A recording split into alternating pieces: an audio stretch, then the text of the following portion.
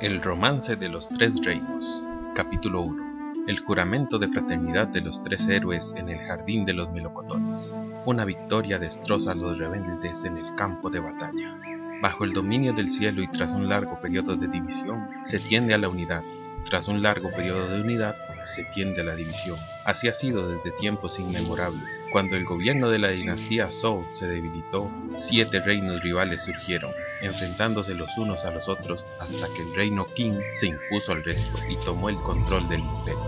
Pero para cuando el destino del reino Qin fue conformado, otros 2 reinos, Chu y Han, lucharon por la supremacía y Han fue el vencedor. Hasta el momento de este relato, 168 años después de Cristo, China había tenido 5 dinastías. La mitológica, la dinastía Xia, la dinastía Shang, la dinastía Zhou, la dinastía Qin y la dinastía Han.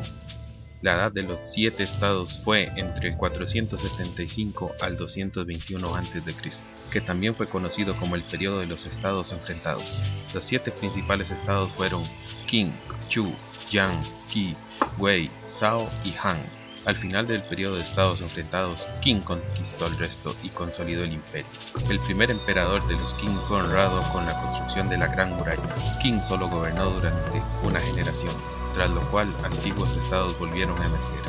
Liu Bang o Gao Su, del 256 al 195 a.C., fue el fundador de la dinastía Han y también fue conocida como Han Occidental o capital de Chang'an.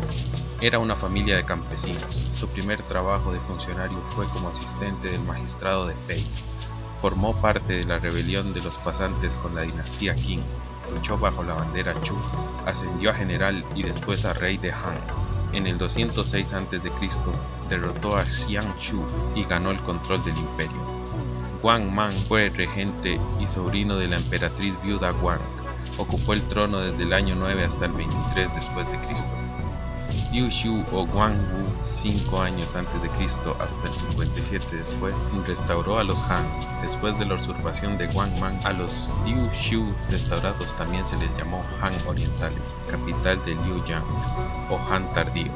El aumento de la fortuna de Han comenzó cuando Liu Bang, el supremo ancestro, mató a una serpiente blanca para alzar la bandera de la sublevación, la cual no cesó hasta que todo imperio se sometió por completo a Han en el 202 a.C. Esta magnífica herencia fue pasando de mano en mano en un emperador Han a otro durante 200 años, hasta que fue interrumpida por la rebelión de Wang Mang. Pero Liu Shu, el último fundador Han, restituyó al imperio al momento, y los emperadores Han pudieron continuar con su gobierno durante 200 años hasta los días del emperador Xiang, que tuvo el funesto destino de ver el comienzo de los predecesores del gobernador Xiang. Los emperadores Huang y Ling provocaron que el reino se sumiera en un estado de gestión pésimo, llevándolos a un mal gobierno durante su estancia en el trono del dragón durante la mitad del siglo II. El emperador Huang pagó a las personas competentes de su entorno con su indiferencia, depositó su confianza en los eunucos del palacio, vivió y murió, dejando el centro al emperador Ling, cuyos consejeros fueron el mariscal regente Dou Wu y el guardián imperial Cheng Fang. Dou Wu y Cheng Fang, disgustados por los abusos de los eunucos en los asuntos del Estado, urgieron la destrucción del estado de poder abusivo de los eunucos, pero el jefe eunuco Cao Ye no estaba dispuesto a ser depuesto tan fácilmente. El complot se filtró y los honestos Dou Wu y Cheng Fang fueron condenados a muerte, concediendo así aún más poder a los eunucos. Llegó el día de luna llena del 4º mes, segundo año, de la era de calma establecida, cuando el emperador Ling consiguió un lugar en la sala de los virtuosos. Cuando se encontraba cerca del trono, un precipitado torbellino surgió en una esquina de la sala, y ¡zas! De las vigas del techo bajó una monstruosa serpiente negra, la cual se enrolló en el asiento del trono. El emperador cayó desmayado. Todos los que se encontraban en las inmediaciones se levantaron de inmediato y se lo llevaron a su palacio, mientras que los cortesanos se dispersaron y huyeron. La serpiente desapareció, pero a eso le sucedió una terrible tempestad, tronando, granizando y cayendo torrentes de agua, prolongándose hasta la medianoche y haciendo estragos por todos lados. 2 años más tarde, un terremoto sacudió la capital Liuyang, provocando un enorme maremoto por toda la costa, provocando a su paso que arrastrara a todos los habitantes a lo más profundo del mar.